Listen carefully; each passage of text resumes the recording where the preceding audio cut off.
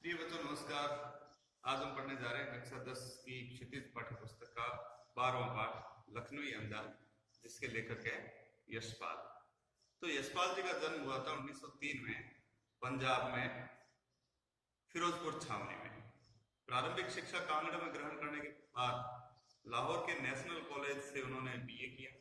वहां पर इनकी जो पहचान है या परिचय है भगत सिंह और सुखदेव जैसे क्रांतिकारियों से हुआ, और उनके सानिध्य में रहते हुए इन्होंने भी क्रांतिकारी जो गतिविधियां हैं उनमें भाग लेना शुरू किया, और इसके कारण कुछ समय उन्हें जेल में भी रहना पड़ा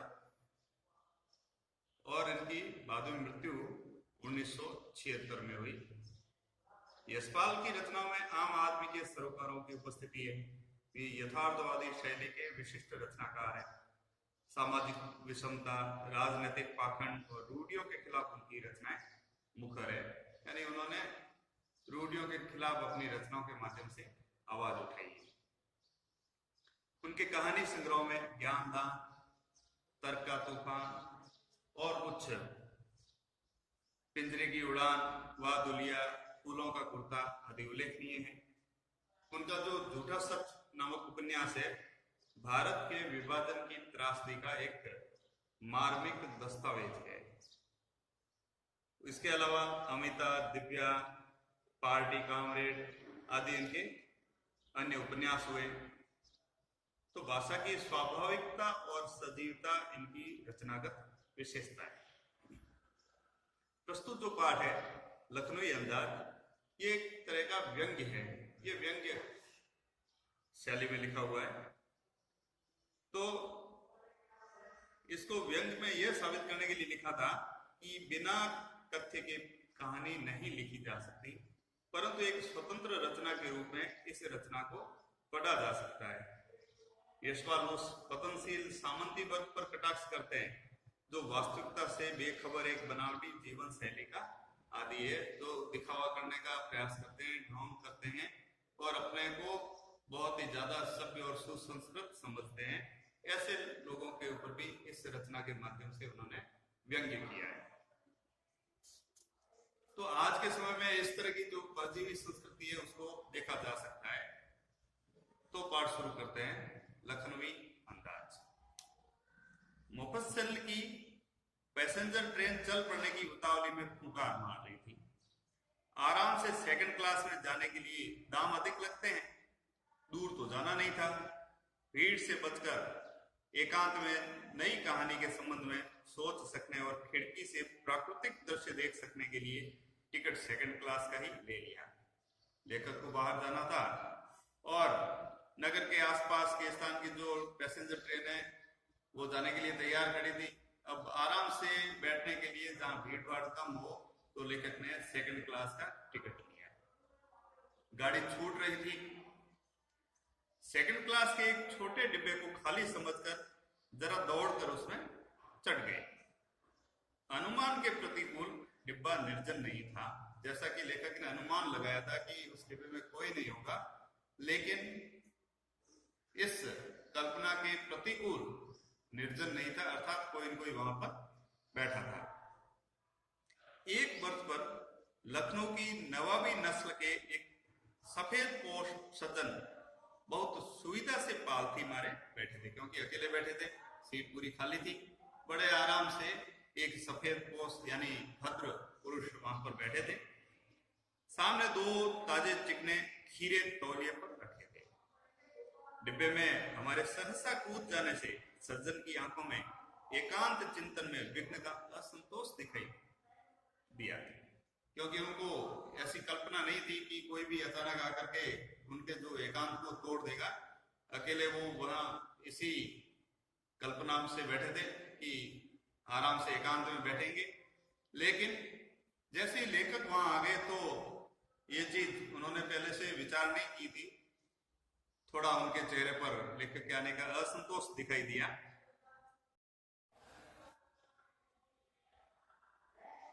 सोचा हो सकता है यह भी कहानी के लिए सूझ की चिंता में हो या खीरे जैसी अपदार्थ वस्तु का शौक करते देखे जाने के संकोच में हो।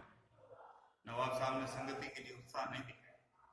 हमने भी उनके सामने की बर्थ पर बैठकर आत्मसम्मान में आंखें चुरा ली। लेखक ने ज्यादा ध्यान नहीं दिया नवाब साहब की तरफ। खाली बैठे कल्पना करते रहने की पुरानी आदत है। नवाब साहब की असुविधा और संकोच के कारण का लेखक ने अनुमान लगाना शुरू किया। संभव है नवाब साहब ने बिल्कुल अकेले यात्रा कर सकने के अनुमान में किफायत के विचार से सेकंड क्लास का टिकट खरीद लिया हो और अब गवारा ना हो कि शहर का कोई सफेद पोश उन्हें मंजिले दर्जे में सफर करता देखे। अकेले सफर का वक्त काटने के लिए खीरे खरीदे होंगे और अब किसी सफेद पोश के सामने खीरा कैसे खाएं।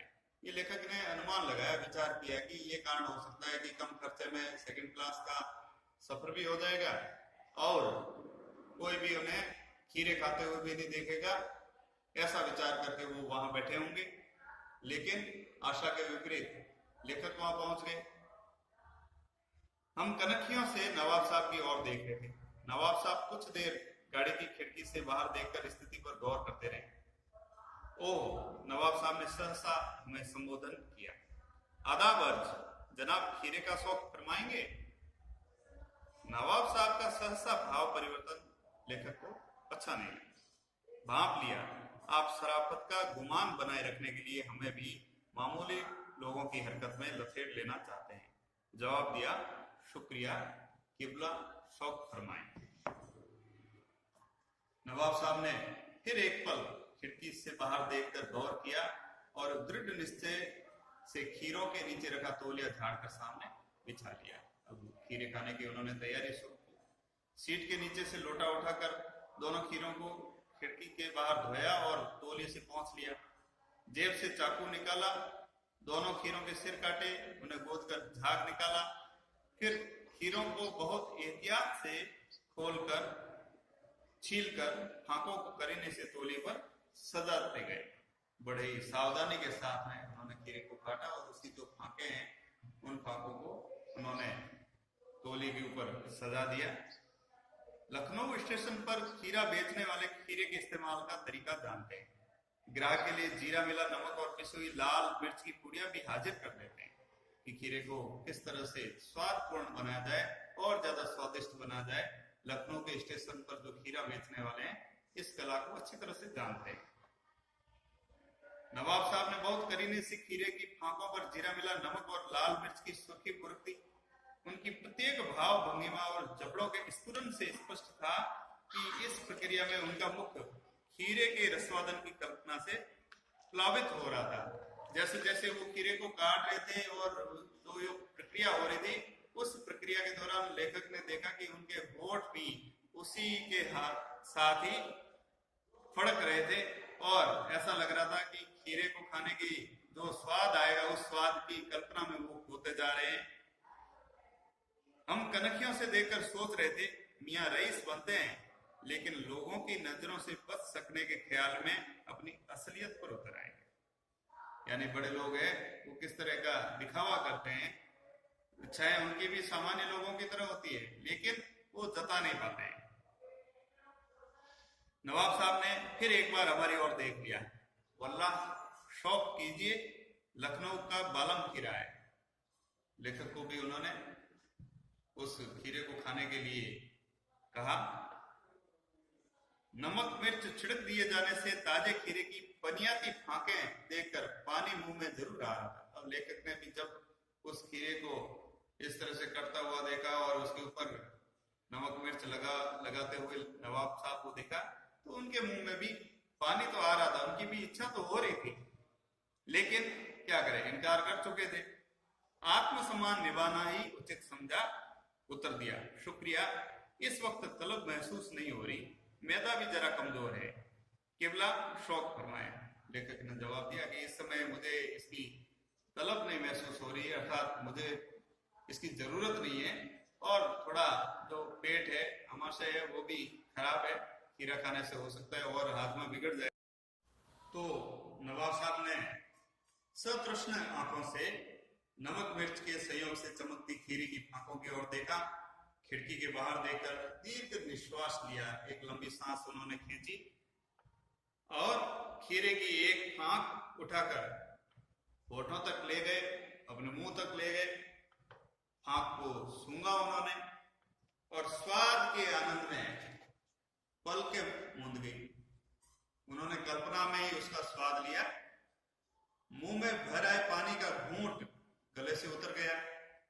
तब नवाब साहब ने फांक को खिड़की से बाहर छोड़ दिया, उसको फेंक दिया बाहर खिड़की से। नवाब साहब खीरे की फांकों को नाक के पास ले जाकर वासना से रसवादन कर खिड़की के बाहर फेंकते गए। एक एक फांक उन्होंने लिया और उसको सूंघा और सूंघने के बाद में उसको खिड़की के बाहर फेंक दिया। इस तरह से उन्होंने खीरे का आनंद लिया। नवाब साहब ने खीरे की सब फांकों को खिड़की के बाहर फेंककर तौलिए से हाथ और होंठ पोंछ लिए और गर्व से गुलाबी आंखों से हमारी ओर देख लिया, मानो कह रहे हो यह है खानदानी रईसों के जो खाने का तरीका। नवाब साहब खीरे की तैयारी और इस्तेमाल से थक कर लेट गए। बहुत ही मेहनत की उन्होंने और तो इस्तेमाल किया जिस तरीके से, उसके कारण उनको थकावट हो गई और वो खा करके लेट गए। हमें तस्लीम में सिर खम कर लेना पड़ा, यानी बड़े ही सम्मान के साथ लेखक ने मन ही मन में उनका सिर झुकाकर सम्मान किया। यह है खानदानी तहजीब, नफासत और नजाकत। इसको कहते हैं खानदानी जो तहजीब होती है, जो तौर तरीका होता है, जो कोमलता होती है। हम गौर कर रहे थे खीरा इस्तेमाल करने के इस तरीके को खीरे की सुगंध और स्वाद की कल्पना से संतुष्ट होने का सूक्ष्म, नफीस या एब्स्ट्रैक्ट तरीका जरूर कहा जा सकता है, परंतु क्या ऐसे तरीके से उदर की तृप्ति भी हो सकती है? कल्पना तो कर ली, लेकिन क्या इन तरीकों से जो उदर है, जो पेट है, क्या वो भर सकता है? वो नहीं भर सकता। कल्पना कर सकते हैं, लेकिन उदर की जो पूर्ति है या उदर को भरना है, पेट को भरना, वो तो यदि कोई पदार्थ अंदर जाएगा, खाद्य पदार्थ, तभी वो भर पाएगा। नवाब साहब की ओर भरे पेट के ऊंचे डकार का शब्द सुनाई दिया। नवाब साहब ने जैसे पेट भर गया हो तो डकार आती है, उस तरह से डकार ली उन्होंने और नवाब साहब ने हमारी ओर देखकर कह दिया, खीरा लजीज होता है, लेकिन शकीर नामुराद मैदे पर बोझ डाल देता है। खीरा लजीज तो बहुत होता है, बहुत ही स्वादिष्ट होता है, लेकिन ये जो है ना पचने वाला है, पचता नहीं और इसके कारण जो पेट है उसके ऊपर भी बोझ हो जाता है। ज्ञान चक्षु खुल गए, पहचाना ये नई कहानी के लेखक। खीरे की सुगंध और स्वाद की कल्पना से पेट भर जाने का डकार आ सकता है, तो बिना विचार, घटना और पात्रों के लेखक की इच्छा मात्र से नई कहानी क्यों नहीं बन सकती? जब किसी चीज को हम स्वाद के हिसाब से ही उसका पेट भर जाने का हम कल्पना कर सकते हैं या हमारा पेट भर सकता है, तो ऐसा क्यों नहीं हो सकता कि कहीं कोई पात्र नहीं हो, कुछ भी कहानी का विषय नहीं हो, लेकिन लेखक अपनी इच्छा से ही नई कहानी लिख सकता है। तो बच्चों, आपने पाठ समझ लिया होगा, आशा है, और कोई भी इस बारे में प्रश्न हो तो जरूर आप कमेंट में लिख सकते हैं। और बहुत ही महत्वपूर्ण पाठ है, इससे पाठ से रिलेटेड एक दो प्रश्न जरूर आपके वार्षिक परीक्षा में आता है, अतः आप इसको बड़े ही ध्यान से समझें, पढ़ें इसको।